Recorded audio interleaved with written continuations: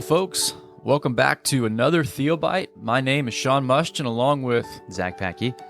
And today I want us to consider a hard saying, one that F.F. Bruce put forward in his book, Hard Sayings of Jesus and the Gospel. A book I would definitely commend to you, and I've gone through there and periodically gleaned different questions, although when I'm tackling a particular question, I don't actually look at Bruce's answer. I like to use his table of contents to find difficult sayings that Christ spoke, but think over them and look at the scriptures that are connected to them. But at other times, I have read through his book and found it to be very helpful. So I would commend that to you. But the question at hand comes from Matthew 27, verse 46. And this is at the time that Christ is on the cross. He is nearing the end of his time on the cross. And we find these words, my God, why have you forsaken me?" The question I would like us to tackle right now is, why did Jesus say this?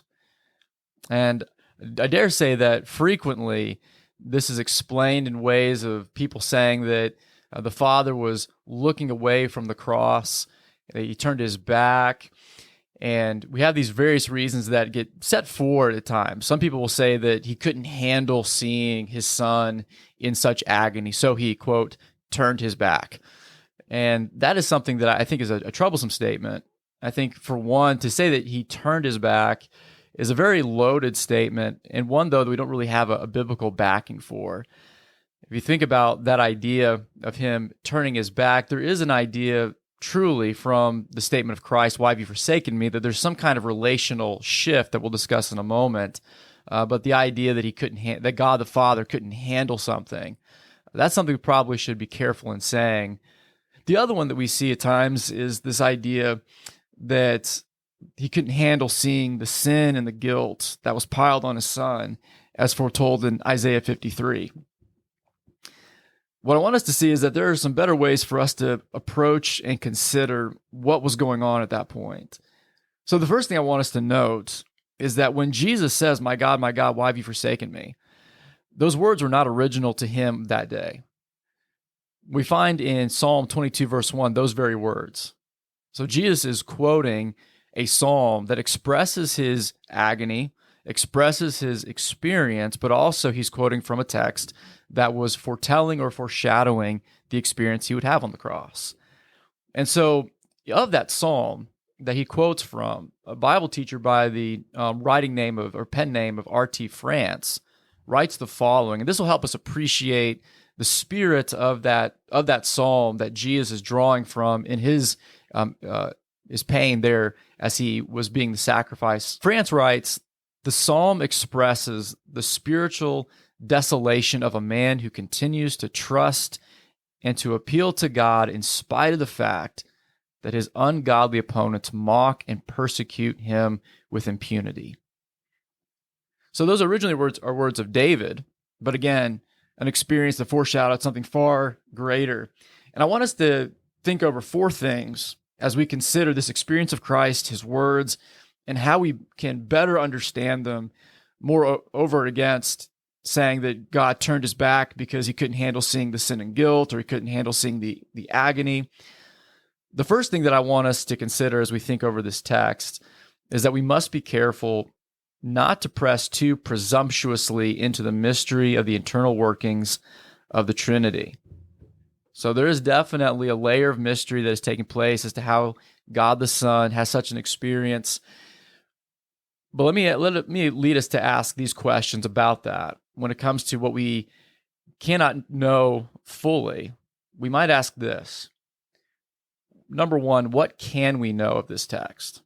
What is plain?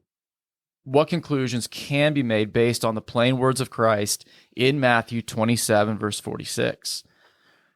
Along with that, though, we can also ask, what can we safely conclude within the bounds of the whole of Scripture? That is to say, Jesus is quoting from Psalm 22. What does Psalm 22 show us about the experience of such a sufferer? And then very much a parallel passage to this in Isaiah 53, where that exact situation and time is described by the prophet Isaiah. And I would further commend 2 Corinthians 5:21, where we read that he made him to be sin who knew no sin, that we may become the righteousness of God. So those passages deal very much with this topic. What do they tell us? What do we learn from the whole of Scripture? But then also, a final question on this is, what needs to be left to the mystery of God's work? Let us not think that we have to have all of the answers, but to be content with what is made known, but not to press too far into a veil that God has not removed. Now, with that in mind, the second consideration is that we can know that a type of relational shift has occurred. That is very clear by the very words of the word forsaken. Some kind of relational shift has occurred. However, to go back to the earlier statement of where I would have some disagreement, the common comment that God couldn't handle seeing the sin and the guilt that his son was bearing, it gives this idea that God couldn't look at the sin, he couldn't see it, and rightfully so, God is holy, but when it comes to judgment, God is very aware. I would point out the flood of Genesis as well as the Tower of Babel, where grotesque and abundant sin was present, and God wasn't turning his back, but he was dealing with it face on. But then also the statement about, he couldn't handle seeing his son in such agony. That's why he turned his back. Well, I would propose that such a statement ascribes characteristics to God that are not found in the Bible. You're essentially, in short, saying he isn't able to do something, that somehow he's come to an end in himself. And these don't reflect the God of the Bible. So to consider this relational shift, here's a third consideration for us that I think is truer to the text at hand as well as its harmonization with the rest of Scripture. We might say this, that the fellowship Christ had known with the Father comes to its most acute sense of distance as he's anathematized by God. And I say the most acute sense because throughout the incarnation, the birth, life, suffering, death of Christ, he always underwent some level of a distance in the sense of not that he was anathematized at that point, but that he was not in the purity, the holiness, and the majesty of heaven there in the presence of his Father, but he was living in the midst of a sinful world that is cursed. But at this point, when Jesus utters these tragic words, he is anathematized by God. He is accursed. He is chastened by God himself. So he who had been his Father and there had been favor for eternity, now he does not even address his Father. Not to say that the relationship had come to an end in that way, but the warmth of that relationship had come to a place where he no longer refers to him as Father, but says, my God, my God. So he's anathematized. He's accursed. He is at this time not experiencing God's favor.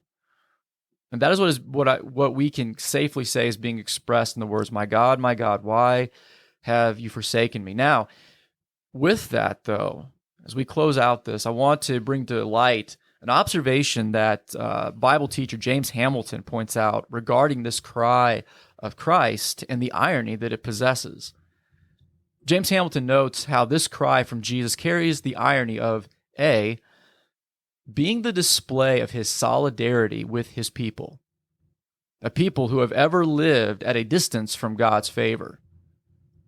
So Jesus shares the experience, but yet he would go further, or we would see that it goes further than any human has ever experienced. The suffering of Christ on the cross is further and beyond. But then finally, Hamilton notes this, ironically, by the Messiah's experience, he brings the needed redemption. So in this final act of joining in the human experience of suffering, and yet his suffering being far more acute than any of us have ever known, it is actually the experience that is needed for the redemption to come about. And so in that, as we conclude, three things. Jesus, as forsaken, is the climax of his human experience. It goes further than any of the suffering that any has ever experienced as a son of Adam. Secondly, Jesus acutely felt the distance of God's favor as he in turn became the object of wrath. And then finally, he was forsaken as was foreshadowed in Psalm 22, yet to his glory and to our good, he has been restored as is also foretold in Psalm 22. So even in the utterance of Psalm 22:1, there is hope that that cross wasn't the end. And even in the time that he cries out during this time of there being this relational shift, we can understand that it had a purpose and wasn't meaningless. Yeah, that's really good. So I think the bottom line is, as we're working through these things, is it's probably it's not quite accurate to say that God could not look upon his son as if there's some inability on God's part. It was more, maybe if we add that word, he would not look upon his son favorably. That sounds like that might be the better way to say it. Is that what you're kind of saying? Again, I'm not going to say it's like heresy, but the fact that the text is saying, my God, why have you forsaken me? So the question would be, what does it mean to be forsaken? Yeah.